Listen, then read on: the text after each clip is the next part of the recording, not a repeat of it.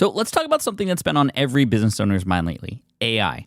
Every business is asking the same question. How do we make AI work for us? And look, I get it. The possibilities are endless, but guessing is too risky. You can't just throw money at the latest AI tool and just hope it works. But here's the thing. Sitting on the sidelines is not an option either, because one thing is almost certain. Your competitors are already making their move. So no more waiting. With NetSuite by Oracle, you can put AI to work today, the right way. NetSuite is the #1 AI cloud ERP, and it's trusted by over 43,000 businesses. What makes it different is that it's a unified suite that brings together everything, your financials, inventory, commerce, HR, and CRM, all into one single source of truth.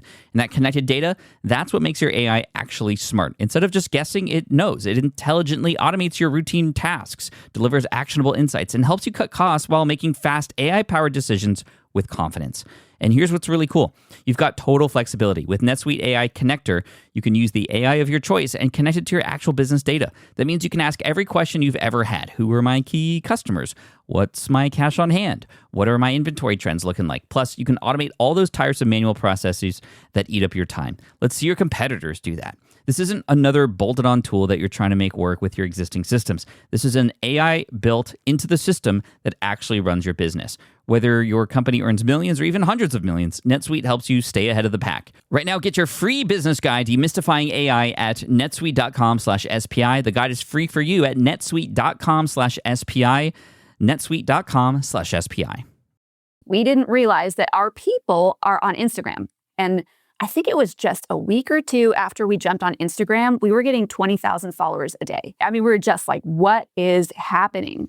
What's very cool is that to this day, we've never spent $1 single on marketing. In the beginning months of us being on Instagram, pretty much every single one of our sales videos have gone viral. Our highest viewed videos, like over 27 million views. So that's been where we focus on, is like producing viral content and that being the video that sells. And it really, you'll find with everything in our entire story, we do everything in response to our community and what they're asking for. So it really was that like women paying attention and going, well, I see the joy, I see the fun, I see that you started with no skill here and you've actually learned something. Maybe I could do this. Can you help me? Okay, this story is wild. So imagine this. It's 2020 with nothing to do. You decide to start learning how to dance with your neighbor. But not only do you dance and kind of try to figure it out, but you're also hitting record and posting it on TikTok. And then now fast forward 6 years later, Christina and Anna have an empire with millions of followers, tens of thousands of students who are learning how to dance. What kind of dance? Shuffle dancing. This is an insane story, and we have Anna and Christina on today to talk about exactly how they got started. But more than that, what's their strategy? How do they get people from short online videos to now becoming a customer? What are their price points? We dive into their system and how it works today. And I hope that after this, you're going to experience the joy that they feel every single day when they dance together, and their millions of viewers too. And I really love this, so I hope you enjoy it. Here they are, Christina and Anna, the Shuffle Mamas.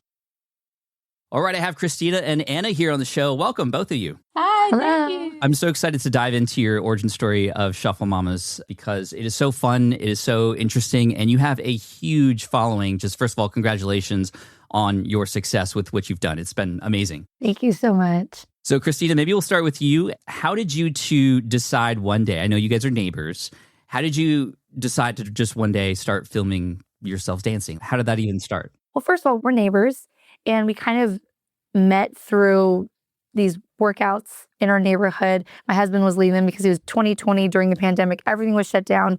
And that was kind of like where we started, really, our lives started crossing paths.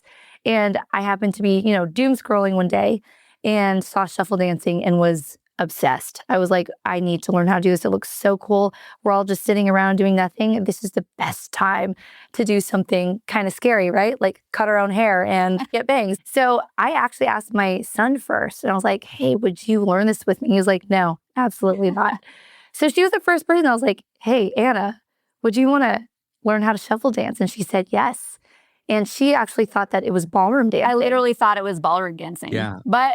And why I would ask her to ballroom dance is like hilarious. But she's like, sure. I showed her a video, and we actually have this video on Instagram kind of sharing like our very first steps ever after one of our workouts. And it was, I think, shortly after, when we started going, hey, this is really fun. Let's get together twice a week. Like after our workouts, let's just try it in the garage. I was like, let's just record ourselves. But the number one reason actually that we actually started recording is the fact that we're dancing in a garage with no mirrors. So we have no idea what we look like. So it was, first of all, what do we even look like? And then I was like, you know what? TikTok was like blowing up. I was like, I had no idea about the platform, it was like fairly new. And I was like, let's just post these videos on here. I don't know why. I've always been in social media content creation. So I was like, let's just do it. Why not? And we pretty much immediately like gained traction on TikTok. That's crazy. So you guys weren't like experts at this dance style yet. You were kind of learning and sharing your progress along the way. Anna, what was it like to post the dancing, even though you were still learning? Was there any fear related to that? Oh, absolutely. Yeah. If you can't tell, Christina is the brave one and I am trailing behind like, okay, oh wait, sure, we'll post it. But nobody I knew was on TikTok. We're like, yeah, the TikTok crew. Yeah. So I'm like, oh, no one will see it. No one will see it. But then like millions of views later, right? I know. Yeah. And I think part of what started looking so interesting to people, or why we started gaining some traction, was because we were showing our beginning shuffle steps. We were just obviously normal women who had zero dance background, who were trying something new. And all of those things in combination was kind of interesting. I mean, in some point, it might have been like rubbernecking on the highway, like what is happening? We got lots of hate comments. We did. TikTok is brutal. Well, we'll get into that for sure. I want to ask about that, which those kinds of things can often stop people from posting, but you've obviously kept going. And I remember I went back and I looked at your first TikTok in 2020. It was December 2020. And I don't even know what it is. the caption there, it said like your progress, like the text on the screen was just about your progress. So you were obviously newbies. You even said newbies. We started learning with YouTube tutorials. Then we got together once a week to learn new moves and create our own routines. So fun. Go for it. So that was your first post. Wow. Okay. You know more than we do. We've been posting every day for like almost 6 years now. So there's a lot of content out there. Every day. Christina, how do you keep that up going every single day? What drives you to keep going and no days off? I think in the beginning, like the first 4 years when we were only on TikTok, it was just fun. And then I think being able to see that such quick growth and like such positive response, like, yeah, you get the few haters in there, but TikTok really was our platform in the beginning. So it's a little bit addicting. So I think I kind of like fed into the addiction of seeing the response and then wanting to create something else. And then how do they respond to that? So, and those were our first tastes of actually inspiring people to try something new and actually step out on their own. And I think that really turned my fear around, in particular, seeing women going, well, if you can try something, maybe I'll try it. They were actually following along in those kind of like step-by-step way that it just felt intuitive to post more and keep them right alongside us as we were learning. That's cool. And on that note, how long from when you started to when you started like teaching it, slowing down the moves, showing people how to do it? How long did that take till you got to that point? Let's see, we started learning in 2020 and we made our first course in 2023. December, like literally at the end of 2023. Yeah. And it really, like, you'll find with everything in our entire story, we do everything in response to our community and what they're asking for. So it really was that like women paying attention and going, well, I see the joy, I see the fun, I see that you started with no skill here and you've actually learned something. Maybe I could do this. Can you help me? And so even just that first step of teaching moves and making an intro to shuffling course was an answer to that, going like, yeah, we want to, as we're kind of figuring this out for ourselves, we want to throw stepping stones behind us, like come with us. It's so fun. We believe in it with all of our hearts. Come try it for yourself. Yeah. It's such an inspiring story, especially because you can literally see you just getting started in your garage. Like every once in a while, one of your kids will come in and just kind of scooter around you while you're doing your thing. There was a video I saw where you guys were struggling with finding the downbeat with the video and you had like 5 or 6 takes and you shared it. That's a moment that a lot of people would kind of leave out. But I think you were ahead of the game in terms of what people are craving today, which is just realness, authenticity, just like this is life at home and come join us. But like you said, and Christina, you had mentioned this, like some of the trolls and the hater comments in there. What kinds of things were people saying and what made you keep going anyway? Oh, well, thankfully, I think the fact that we do this as a partnership and within friendship, it makes it a lot easier to let those things roll off your shoulder. And I mean, to be honest, none of the comments were really that hurtful in a sense because these are people who don't know us. I think the meanest comment we ever got was turn on the car and shut the garage door. Oh my gosh. That was TikTok. But other ones are more like, this one looks awkward, or like, oh, you can tell it. She had a big dinner last night. And to be honest, it's actually mostly men. Like 99% of our mean comments are from men, unfortunately. But what's fun is that women jump in. Like, we don't even need to say anything. They are defending us. They're like, Yeah. back off, go find something else. That's what your fans will do. I love that. So you just brush that off, keep going, and just have fun. It seems like 4 years later now you're still having fun. Now I'm noticing that on TikTok you started in 2020, and then on Instagram you started in March of 2024. Why 4 years until you got started on Instagram? We really didn't ever think about jumping to another platform until the talk of TikTok shutting down was a whole thing in late 2023, early 2024. So we were like, this might go away. Like, let's put our content somewhere else where women can find us. And we had no idea that that was actually the rocket fuel for the whole rest of us starting this as a business. Oh my goodness. We didn't realize that our people are on Instagram. Like the middle-aged woman who's looking for movement, who hates to run, who wants to find joy in their lives. Those are our people, and they are on Instagram. But we didn't realize that until we jumped on. And I think it was just a week or two after we jumped on Instagram, we were getting 20,000 followers a day. Yeah. A day. I mean, we were just like, what is happening? Wow. And that really was the start of all the rest for us. That's crazy. You have 1.3 million subscribers or followers on Instagram now. So if you could go back, do you wish you had just started on Instagram sooner? Oh, no, definitely not. No, why not? I think we cut our teeth on TikTok. Instagram is only what it is because of TikTok. Instagram went really video heavy because TikTok was blowing up. People were going viral on TikTok. People were actually exiting Instagram. In 2020, Instagram was still very like a curated, like you'll see everywhere, like the millennial brands are dying, where it's like everything is beautiful, perfect, posed. And TikTok offered this real life, here's my acne, here's my love handles, here's all my insecurities, and I'm going to wear them loud and proud. That was what TikTok was about. And that is actually what has influenced Instagram to be what it is today. So I don't think we would have even done as well on Instagram back then because we weren't curated. We didn't go out and shoot our photos in our perfectly fashionable outfits. They're classically terrible at photos. Yes. So like our brand is very much authenticity, real life, not curated. What you see is, for the most part, what you get, Yeah. So I'm really thankful for TikTok. And we learned a lot from, I think, the younger generation and learned about just how to be that open. And we kind of gained confidence to be that way. Whereas Instagram kind of had been set in stone. You must be perfect. I love that. And I love that we're getting away from that now. I think AI's helped push that a little bit because we're seeing all this perfect stuff coming out and people just want real, like you guys show, and it's great. Now, with so many videos that you have on all the platforms, some of them do better than others.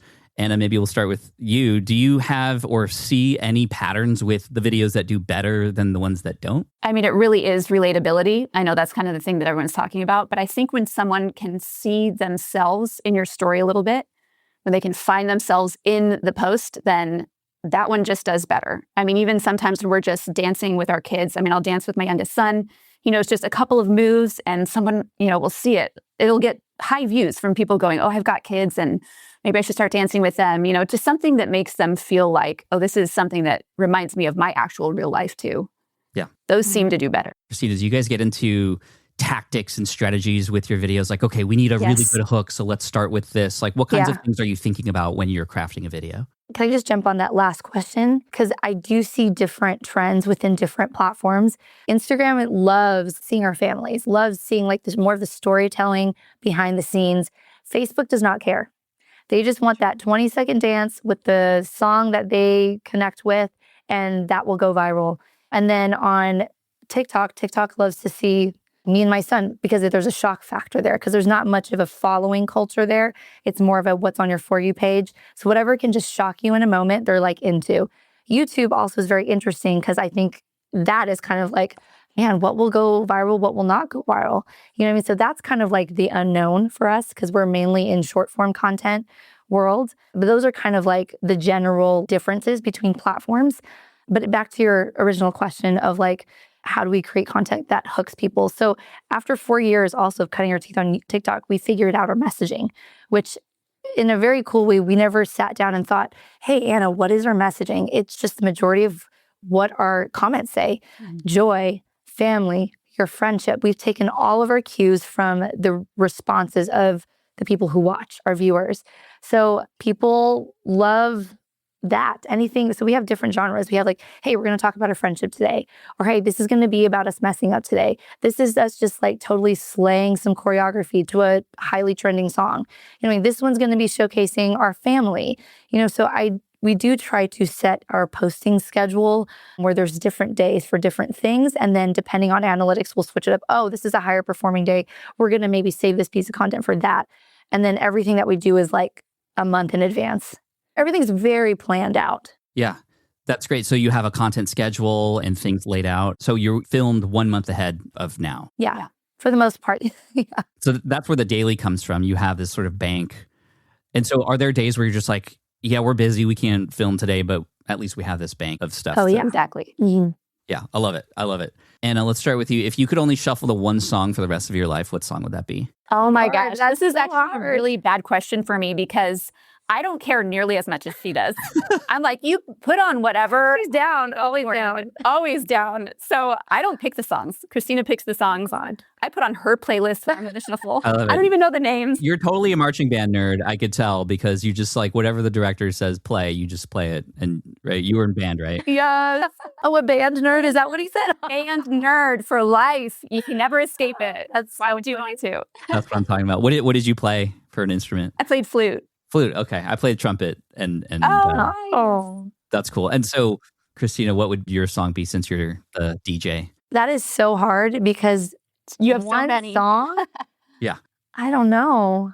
I can't even choose. There's just too many. How about today? What would you dance to right now? Probably Make Me Feel by Oscar K. Med. The fact that I can even say that name right now off the top of my head. I'll have to look that up. It's just very vibey. It's like a flow state type song. I love that. It's not like, it's just very vibey. Tell me about the business part of this, right? You have this following, and many people have large followings, but then they don't know how to take care of them and put them into something and nurture them and serve them even more. So what is the sort of customer journey, if you want to call it that, from follower to customer? And do you kind of both work on that together, or is one of you more like the business person to kind of take care of that? How does that work inside of your company?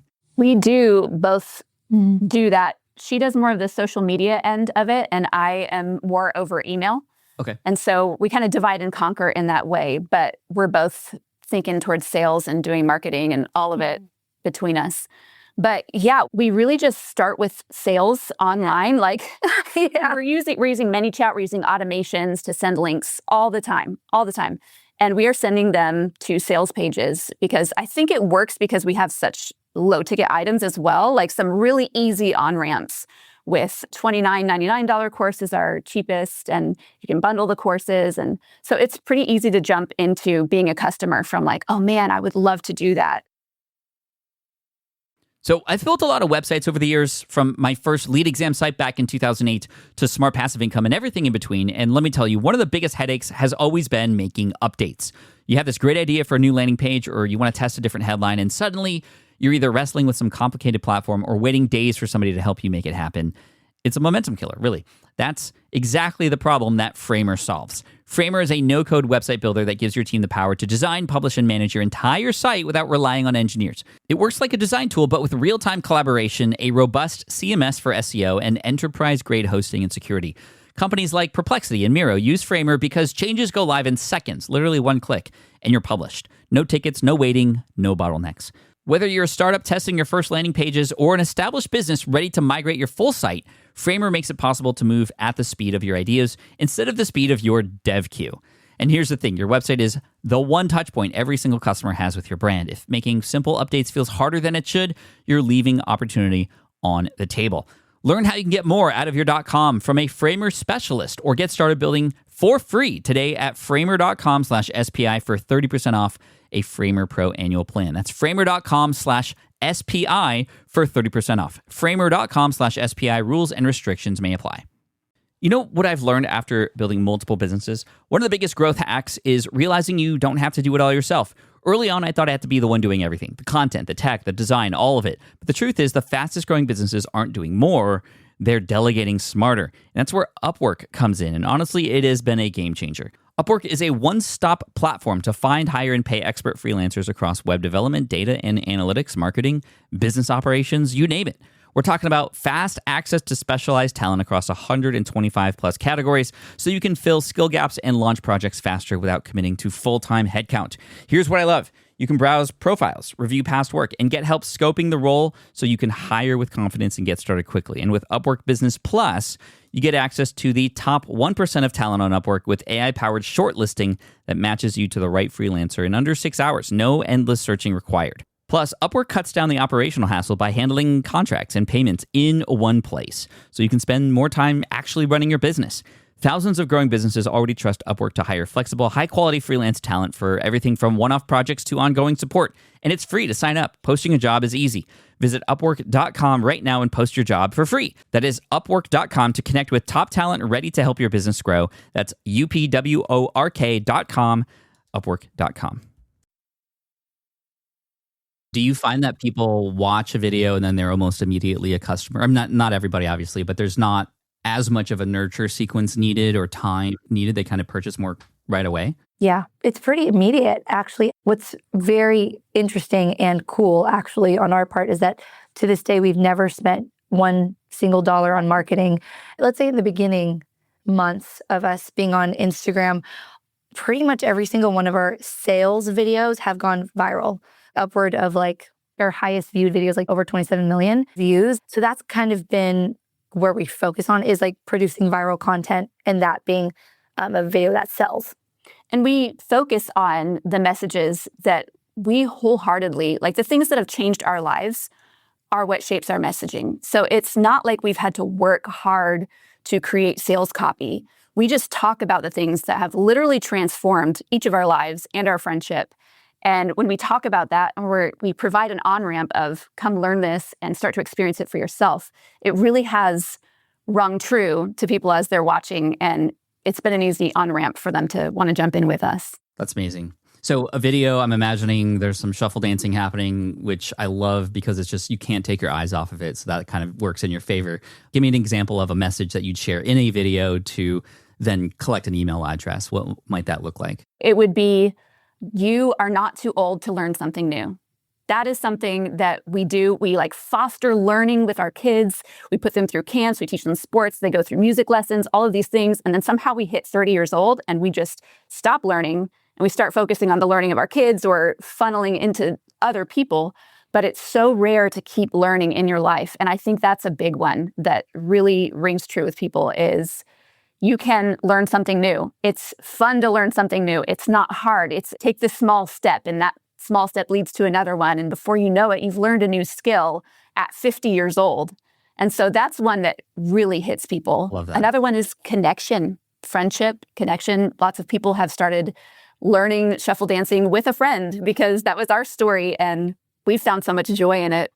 Joy is another one. Yes, that's a big one. That's joy and fun. I would say our biggest viewed video, over 27 million views, is that joy, friendship. I think that one did so well because it's a culmination of all of those things, joy, friendship, and starting something new as moms. So that's kind of like, wow, not everybody, but a lot of people were like, that's interesting. So they get connected, they see a version of themselves that they want to be with a friend or the joy that you're having and they want that too. What are you telling in the video a person to do to get them down the road? You said you're using ManyChat. So what might the call to action be, for example? So we just literally deliver links to a course. We're like, if you want to find joy, if you hate running and you don't want to go to the gym either, you'd rather dance? Comment yes. Yeah. And we, through ManyChat, immediately send them a link to a sales page or to checkout. And that's how they kind of get into our email list then. And we do further nurturing and further sales from that point on.